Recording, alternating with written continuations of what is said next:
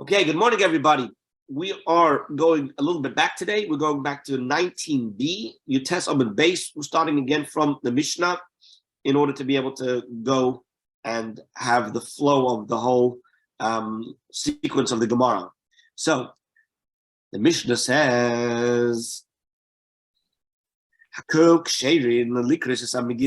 everybody is qualified to read the Megillah. Chutz, except for somebody who is deaf. Now, this is somebody who's deaf but can speak. Then you have a deranged person, a shaita, and then you have a minor. Those are the people who are not qualified to read the Megillah. Rabbi Yehuda machshir b'katan. Rabbi Yehuda, his opinion is that a katan is qualified to read the Megillah. So that is the entirety of the Mishnah. And it tells us that anybody is able to read the Megillah except for these three. Cheresh, obviously we're not speaking about somebody who cannot speak, because a mute that cannot speak obviously can't read the Megillah. No one can hear him. So we're talking about somebody who can hear, who can speak but can't hear, a shaita or a minor. And then Rabbi Yehuda's opinion is that a minor is able to. So now the Gemara wants to know, Man Tana, who is the Tana that holds that Cheresh di'evenami loi, who's the one that holds that even after the fact, a deaf person's reading is not valid, which means to say the Gemara is assuming that when the Mishnah says everyone is qualified, except those exceptions not only are not qualified in the first instance, but after the fact, if they did go ahead and read it, the one has not fulfilled their obligation. So we want to know if that is the view of the Mishnah, who is the Tana that holds to that view? Rav Masna says, Rabbi Yossi, the author of the Mishnah, the one who holds to this view, that even after the fact, it's still considered not valid, this is Rabbi Yossi. The Tana we've learned in a Mishnah in Brachos, where over there it talks about the reading of the Shema. Now, one has to understand that the reading of the Shema is a biblical command. The reading of the Megillah is rabbinic in nature.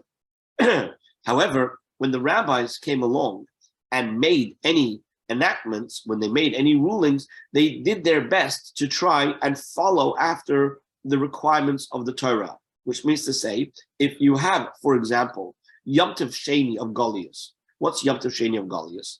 Yom Tov Sheni of Goliath is that even though we have a fixed calendar today, right? And so therefore we know when the beginning of the month is, and Rosh Chodesh, we know when it is. Nevertheless,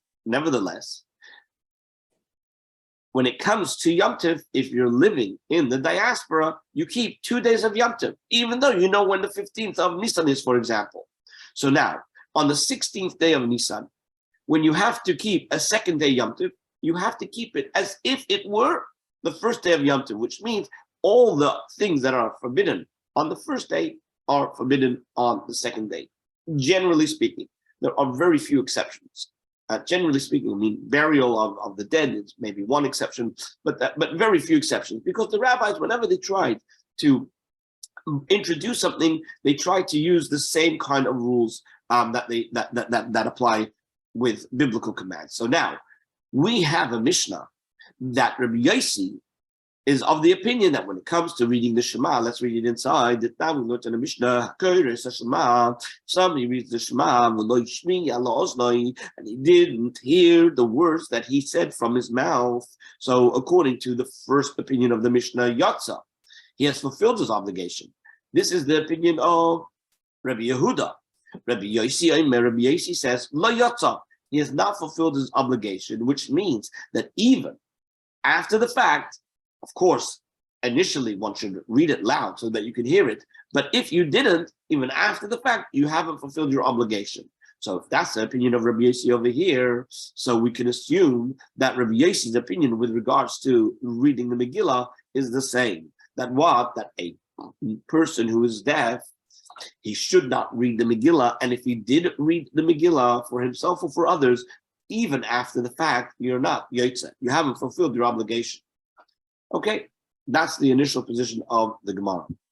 Right? The Gemara Who says that it's Rabbi Yossi? Rabbi Yossi. From where do you know that the Tana of our Mishnah is Rabbi Yossi?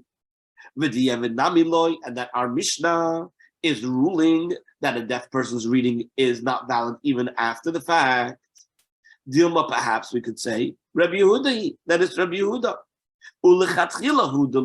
It's only when we say that everyone is qualified to read the Megillah, except for, let's say, a deaf person, that's only talking about in the first instance. However, Rabbi Yehuda would hold that after the fact, it is valid, and there's nothing in our Mishnah that would tell us that the ruling of the Mishnah is talking about b'di'evet. The Mishnah is ruling only in the case of lechatchila, that these three are exceptions, that their reading of the Megillah is not valid, but there's room to say that if after the fact they did read it, then it still is valid, and then it could go in accordance with Rabbi Yehuda, who said in the Mishnah that we quoted with regards to reading the Shema, that one who did read Shema and didn't hear what he said after the fact, he is Yotzer. So the Gemara answers, you can't entertain that thought. You can't say that it's Rabbi Yehuda. Do you know why? Because the Katani, when the Mishnah taught about the deaf person, Cheirish Dumya the Sheit of a Katan, it taught us that a deaf person is similar to the deranged person and to the minor. By grouping the three together, what we seem to be saying is that the same rule applies to all three. Now, when it comes to a deranged person, for example, or a minor, their reading of the Megillah is not only invalid initially, but also after the fact, it's not valid. So therefore, just like just as the rule is with regards to a deranged person and a minor, that even after the fact their reading is not valid, by the Mishnah grouping the Cheirish, the deaf person, together with them, we must be saying that even after the fact, it's not going to be a valid reading.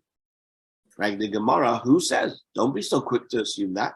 Just because these three are mentioned together, it doesn't mean that the ruling in each case is the same. Perhaps, right, this ruling concerning a deaf person is as it is, meaning that he's only disqualified from being the preferred person to read it. However, after the fact, he is considered being able to read, being a valid reader, right? And the other ones, the other ones, with regards to the deaf and not the deaf, with regards to the deranged and the minor, their ruling is different. That they are not only disqualified